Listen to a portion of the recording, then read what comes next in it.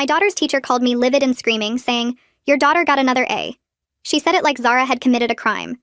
"Isn't that good news?" I asked. No black student has ever scored this high in my 23 years of teaching AP Calculus. She must be getting help. My daughter studies 6 hours every night. Someone's feeding her answers. I've been watching her during tests. She finishes too quickly. Because she knows the material. That's impossible. These concepts are extremely advanced.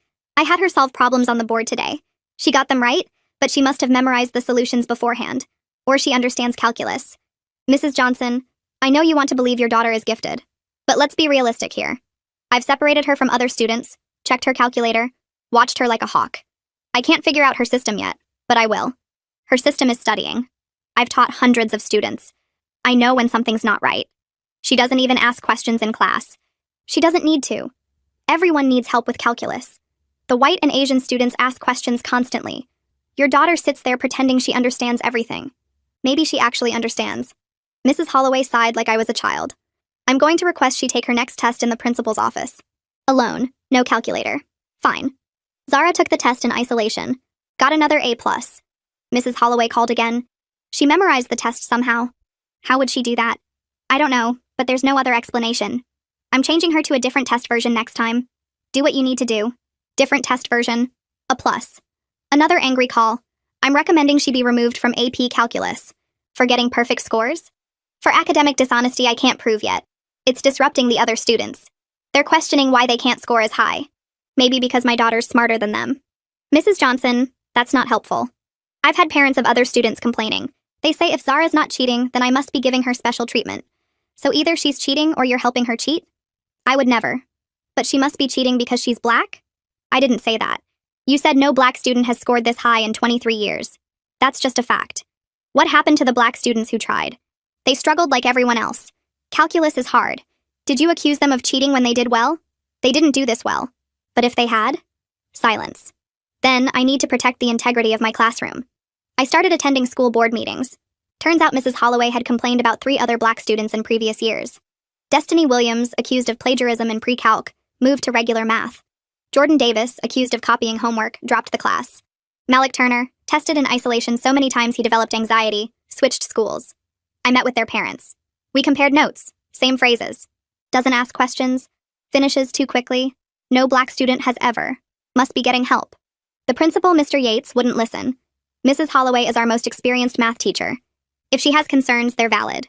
Her only concern is that my daughter's black and good at math. That's a serious accusation. So is accusing my daughter of cheating with no evidence. She's just being thorough. Spring semester, the International Math Olympiad Qualifier exam. Top scorers from each state compete nationally. Proctored by external evaluators, filmed, no accusations possible. Zara registered. Mrs. Holloway found out, called me immediately. She can't take that exam. Why not? She's not ready. It'll hurt her confidence when she fails. Let her try. I forbid it as her teacher. You can't forbid standardized tests. If she fails, it reflects badly on my teaching. I thought she was cheating. How would her failure reflect on you?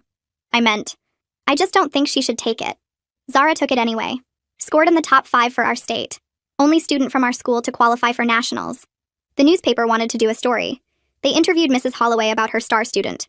I always knew Zara was special, she told the reporter. I pushed her hard because I saw her potential. Some teachers might have doubted her, but I never did. The article quoted her extensively. How she nurtured Zara's talent. How she gave her extra challenges. How proud she was. Other parents started requesting their kids be transferred to Mrs. Holloway's class since she was so good at developing mathematical genius. The district superintendent called Mrs. Holloway personally to congratulate her on Zara's success. Mentioned she was being considered for Teacher of the Year. Then I forwarded the superintendent every email Mrs. Holloway had sent me. Every accusation voicemail she left. Left. Every voicemail where she said Zara must be cheating. Every accusation about getting help. Every claim that no black student had ever scored this high. Every insistence that my daughter couldn't possibly understand calculus on her own. The superintendent's office confirmed they got my email within an hour. His assistant called to schedule a meeting for the next morning. I spent that evening organizing printed copies of everything, my hands shaking as I sorted through months of documentation. Each email felt heavier than the last, proof of what Zara had endured while I'd been trying to work within the system. Dr. Pearson's expression changed as he read through the emails at our meeting. Professional interest shifted to visible discomfort. He asked permission to forward everything to the district's compliance officer, explaining this fell under their discrimination investigation protocols. I agreed immediately. The compliance officer called that afternoon. Her name was Diane Hewitt. She scheduled a formal interview and explained the investigation would take several weeks. She asked me not to discuss details publicly, while they gathered information from multiple sources. I understood the need for discretion, even though part of me wanted to shout this from every rooftop. Zara came home from the school reporting that Mrs. Holloway seemed distracted during class. Nervous. Barely making eye contact with students. I didn't tell Zara about the investigation yet. I wanted to protect her from disappointment if nothing came of it. Diane interviewed me for 2 hours. She recorded everything and took detailed notes about each incident. She asked specifically about the other Black students Mrs. Holloway had mentioned. I provided contact information for the Williams, Davis, and Turner families. Over the next week, Diane contacted each family. Marlena called me excitedly to report that someone was finally taking their experiences seriously. She said Reed broke down crying during his interview because he'd felt so powerless watching Jordan suffer. 3 white parents came forward too, mentioning their children felt uncomfortable with how Mrs. Holloway spoke about Black students. Mrs. Holloway got placed on paid leave pending the investigation outcome. A substitute took over her AP Calculus class. Zara reported that the substitute was encouraging and supportive, treating all students with respect. The contrast highlighted how abnormal Mrs. Holloway's behavior had been. The newspaper reporter who wrote the original article contacted the district asking for comment. The district released a brief statement about reviewing concerns regarding a teacher, without naming Mrs. Holloway specifically.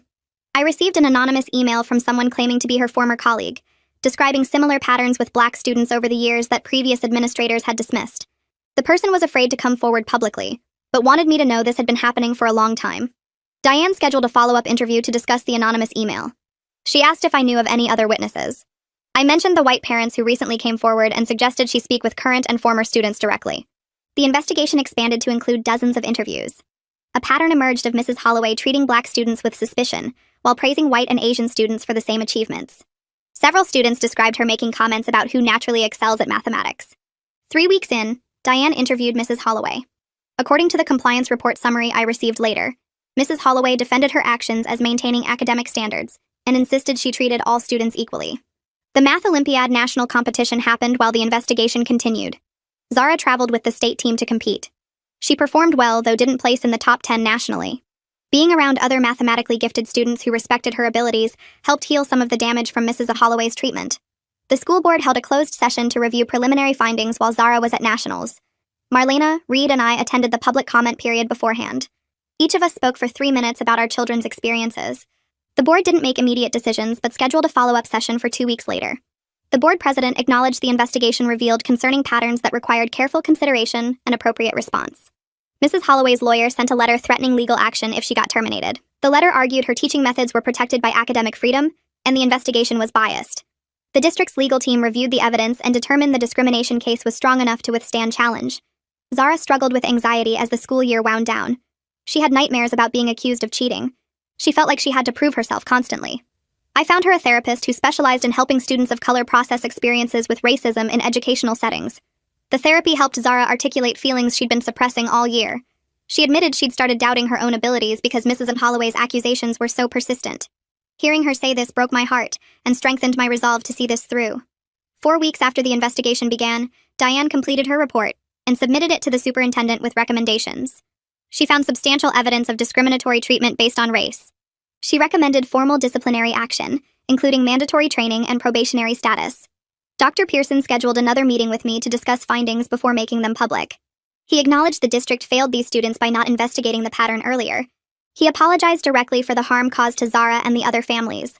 He explained Mrs. Holloway would face formal reprimand, mandatory bias training, loss of her AP Calculus assignment, and 2 years probationary status with regular classroom observations. She wouldn't be fired due to tenure protections and union contract requirements, but her career advancement was effectively ended. I felt conflicted about the outcome. Part of me wanted Mrs. Holloway fired completely. Dr. Pearson assured me the probationary status meant any future complaints would result in immediate termination proceedings. The Teacher of the Year nomination got withdrawn. The district issued a formal letter to Mrs. Holloway's personnel file documenting the discriminatory pattern. This became part of her permanent employment record and would follow her if she ever tried to transfer to another district. The school board voted to implement new policies requiring documentation of academic integrity concerns, mandatory bias training for all teachers, and a formal process for students and families to report discriminatory treatment without fear of retaliation. The district established a review committee to examine historical discipline and academic tracking data for racial disparities. This committee would report findings annually and recommend policy changes to address any patterns discovered. Marlena, Reed, and I met with the superintendent to discuss how the new policies would be enforced. He committed to quarterly public reports on implementation progress. The newspaper ran a follow-up story about the investigation outcome and policy changes. This time they interviewed us about our advocacy. We spoke carefully about holding institutions accountable while protecting our children's privacy. Several teachers reached out privately to thank us for speaking up. They said they'd witnessed Mrs. Holloway's behavior but didn't know how to address it. Their validation felt important even though I wished they'd spoken up sooner. Zara finished the school year with straight A grades, including her A+ in AP Calculus under the substitute teacher. She took the AP exam and scored a 5, the highest possible score, providing yet another external validation of her abilities. Mrs. Holloway submitted a brief written apology as part of her disciplinary agreement. The apology was short and didn't really acknowledge the specific harm she caused.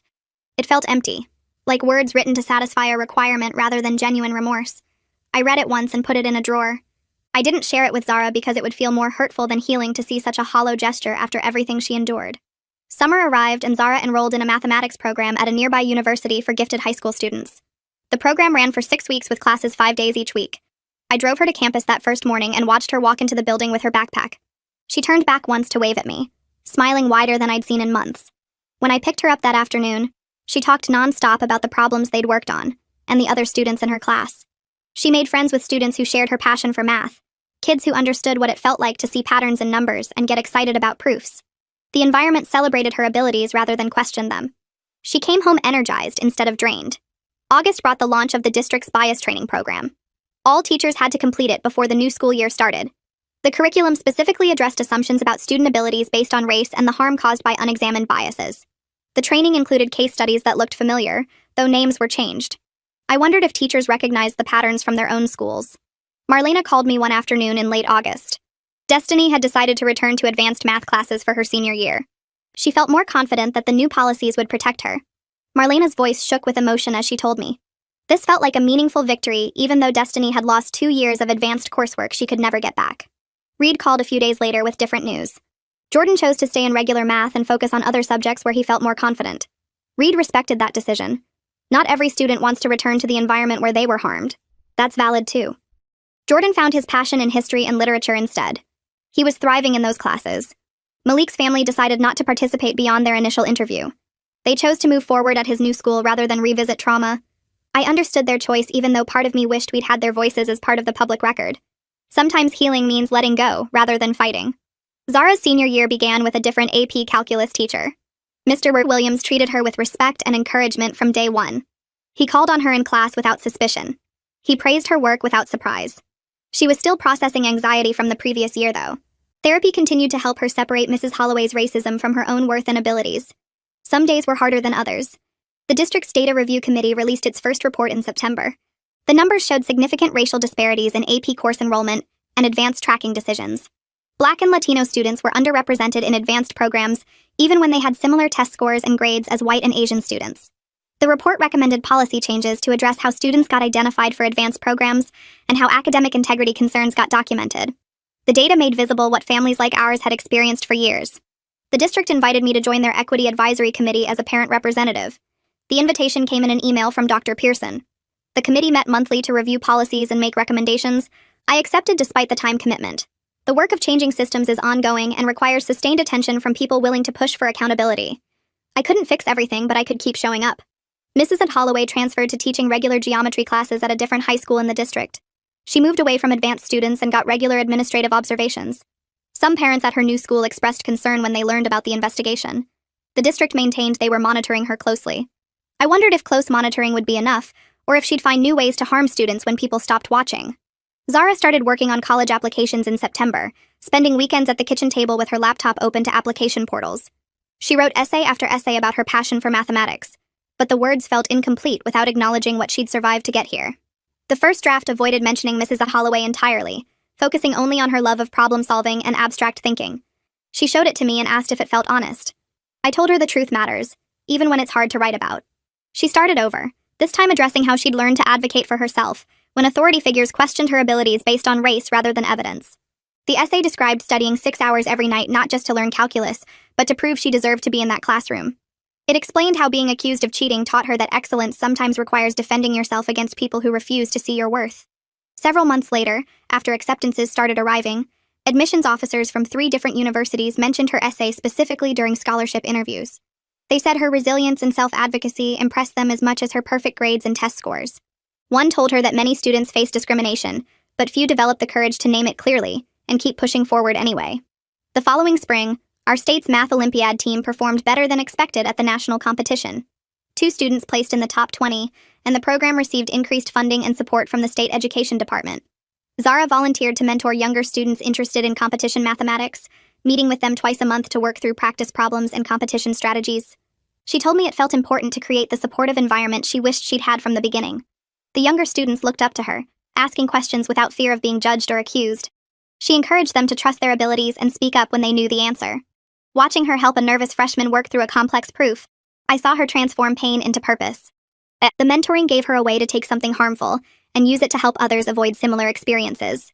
3 months into the new school year, Diane called me on a Tuesday afternoon. The district compliance office had received 2 complaints about Mrs. Holloway from parents at her new school. Both complaints described concerns about how she spoke to students of color in her geometry classes. One parent reported Mrs. Holloway questioning whether their son really understood the material, despite his consistent test scores. Another described Mrs. Holloway expressing surprise that their daughter could explain geometric proofs so clearly. The probationary status meant these complaints triggered immediate investigation, rather than being dismissed or delayed. Diane explained the district was taking the complaints seriously, because the pattern we'd documented was now part of Mrs. Holloway's official record. The previous investigation made it harder for administrators to ignore ongoing concerns or attribute them to misunderstandings. She assured me the new families would receive support, and that Mrs. Holloway's classroom practices were being observed more carefully now. Diane's call reminded me that our advocacy had created accountability mechanisms that protected other families. The pattern we documented followed Mrs. Holloway to her new position, making her behavior visible to administrators who might otherwise have dismissed individual complaints. The system wasn't perfect, but it was better than before when families faced discrimination alone without institutional memory or support. I thanked Diane for keeping me informed and asked her to let the new families know they weren't alone in this experience. She promised to connect them with resources and ensure the investigation proceeded thoroughly. The thick envelope from Zara's top choice university arrived on a Friday afternoon in December. She opened it at the kitchen table with shaking hands, pulling out the acceptance letter and scholarship offer. The letter specifically mentioned her demonstrated excellence in mathematics and her math Olympiad performance. The scholarship covered full tuition plus a stipend for books and research opportunities. Zara read the letter twice, then looked up at me with tears running down her face. These were happy tears, relief tears, validation tears. She'd worked so hard for this moment, studying through doubt and accusation and isolation. The acceptance proved what I'd always known, but what Mrs. Holloway tried to deny. Zara belonged in advanced mathematics. She deserved to be there. Her abilities were real and recognized by people who actually understood mathematical excellence. I took the acceptance letter to a frame shop the next day and chose a simple black frame with a white mat. The framed letter went on the living room wall where we'd see it every day. It served as a physical reminder that Zara's abilities were never in question, despite Mrs. Holloway's attempts to undermine her confidence and reputation. The external validation from a prestigious university felt like the final word on who was right about Zara's capabilities. Every time I walked past that frame, I felt grateful we'd fought back instead of accepting Mrs. Holloway's judgment. The letter represented more than college acceptance. It represented Zara's resilience and our family's refusal to let racism define our daughter's future. The school board recognized Zara at their January public meeting for her math Olympiad achievement and college acceptance. They presented her with a certificate and took photos for the district website. After the public meeting ended, 3 board members approached me privately to apologize for not addressing the concerns about Mrs. Holloway sooner. They acknowledged the district should have investigated the pattern years ago when the first complaints emerged. Their apologies felt genuine even though they couldn't undo the harm Zara and the other students experienced. One board member admitted she'd heard rumors about Mrs. Holloway's treatment of black students, but hadn't pushed for investigation because Mrs. Holloway had seniority and strong support from some parents.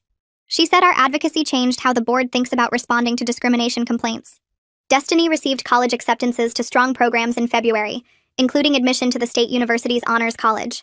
Marlena called me crying happy tears when the acceptances arrived.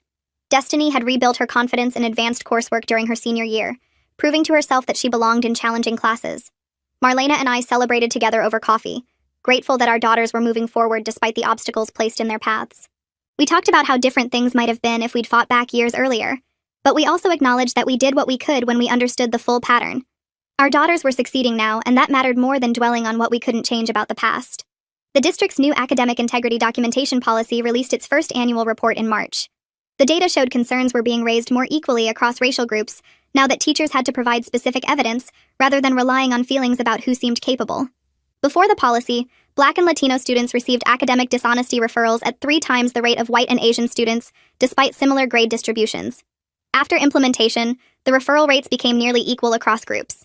The data proved the policy was working to reduce discriminatory referrals. Teachers couldn't simply accuse students without documentation anymore. The numbers made visible what families like ours had experienced for years, but couldn't prove without systematic data collection. Mrs. Holloway submitted her resignation effective at the end of the school year. She cited personal reasons in her resignation letter, but everyone involved in the investigations understood she was leaving rather than continue teaching under probationary observation. The district accepted her resignation without protest.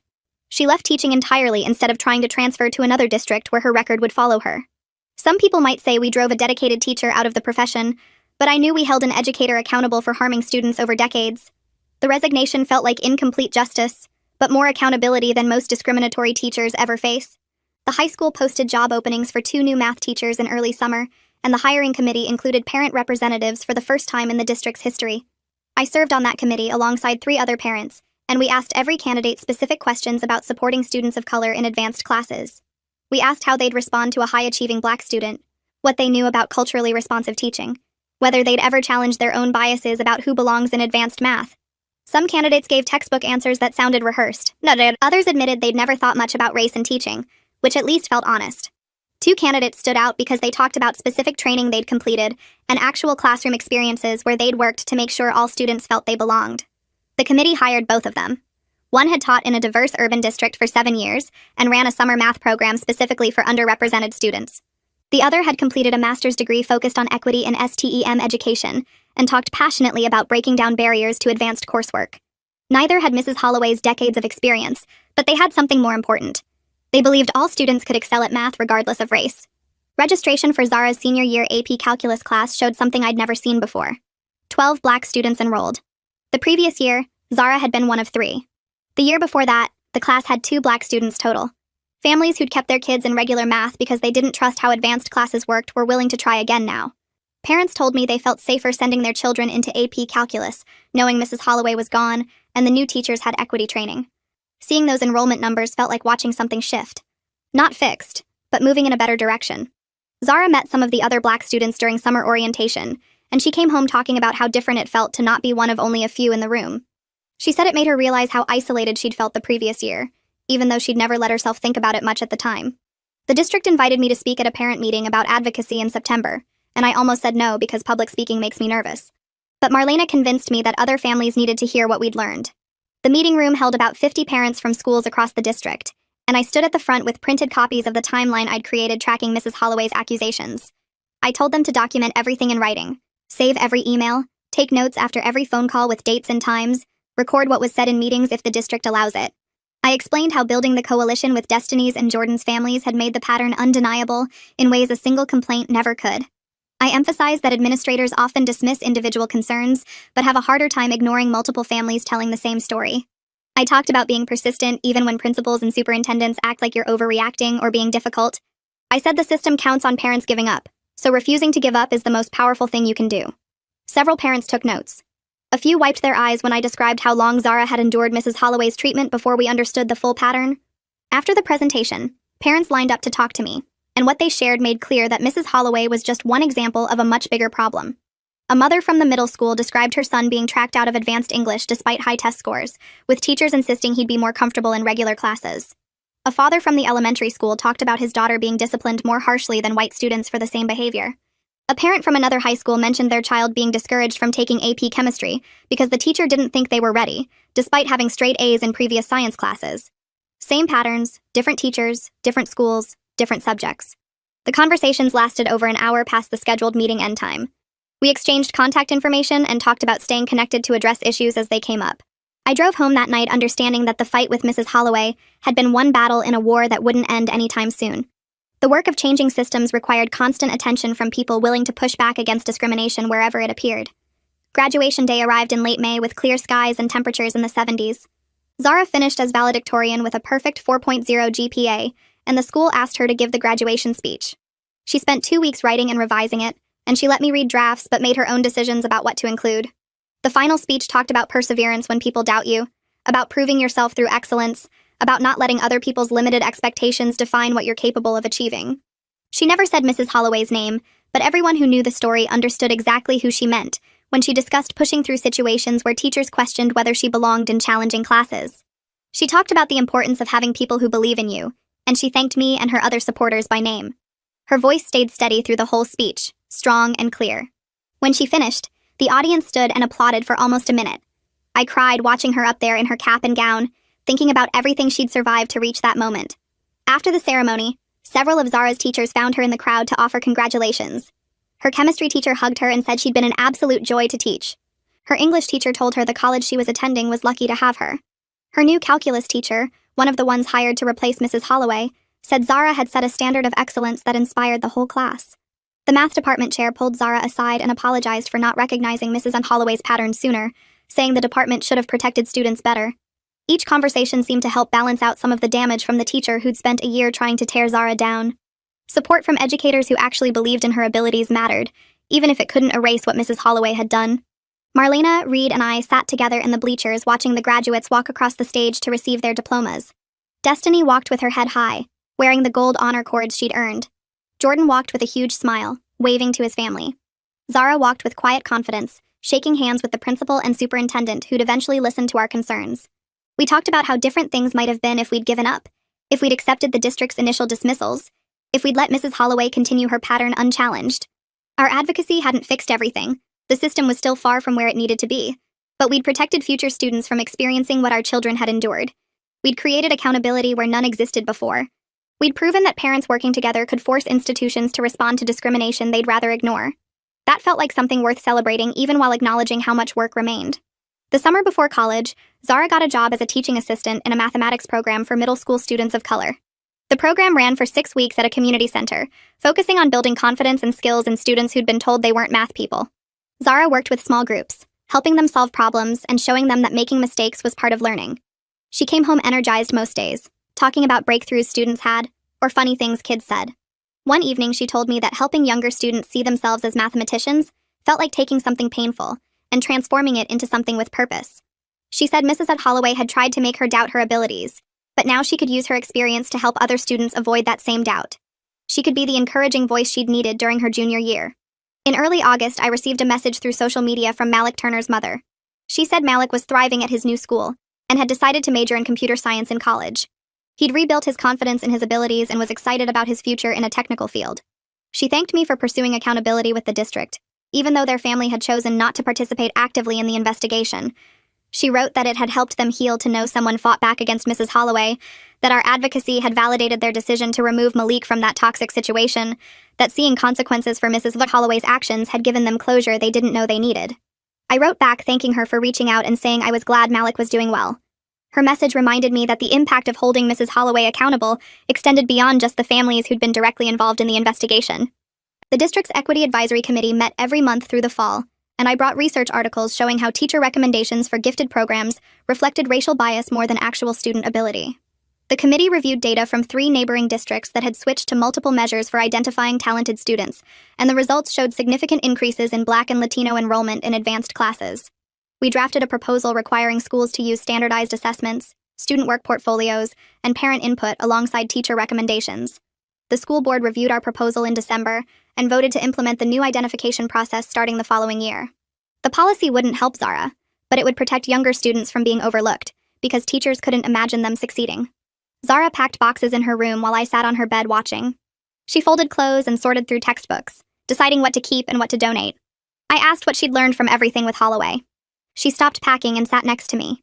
She said the experience taught her that doing excellent work was the best way to answer people who doubted her, but she also learned she shouldn't have to work twice as hard just to be seen as half as good because of her skin color. She said proving herself over and over got exhausting, and future students shouldn't have to go through what she went through. Her voice stayed steady, but I saw how much the year had cost her. I told her she was right about both things. Excellence mattered, but the system needed to change so Black students didn't face constant suspicion and doubt. I explained that the work of fixing these problems would continue long after she left for college, and progress happened slowly through policy changes and accountability measures. Zara picked up a calculus textbook and ran her fingers over the cover. She said she wanted to come back during college breaks and mentor high school students, especially kids who looked like her and needed to see someone who'd made it through. She wanted to create the supportive environment she wished had existed from the start, where students could focus on learning instead of defending themselves. A thick envelope arrived from the new AP Calculus teacher 6 days before move-in day. I opened it while Zara finished breakfast, and inside was a handwritten letter on the school stationery. The teacher thanked Zara for her leadership in class and her willingness to help other students understand difficult concepts. The letter described how Zara's presence had raised the level of discussion and made the class better for everyone. The teacher wrote that Zara's combination of skill and generosity represented the best of what education could be. Zara read the letter twice, then put it in her college folder with her acceptance materials. The dorm parking lot overflowed with cars and families on move-in day. We carried boxes up 3 flights of stairs while other students and parents did the same. Zara's roommate arrived an hour after we did, and within 10 minutes they were talking about problem sets and proof techniques. The roommate was also studying mathematics and had competed in math competitions throughout high school. They compared favorite theorems and debated different approaches to solving integration problems. Watching Zara excited and confident about her academic future, I felt grateful that Holloway's attempts to crush her spirit had failed. Zara belonged here, surrounded by people who celebrated her abilities instead of questioning them.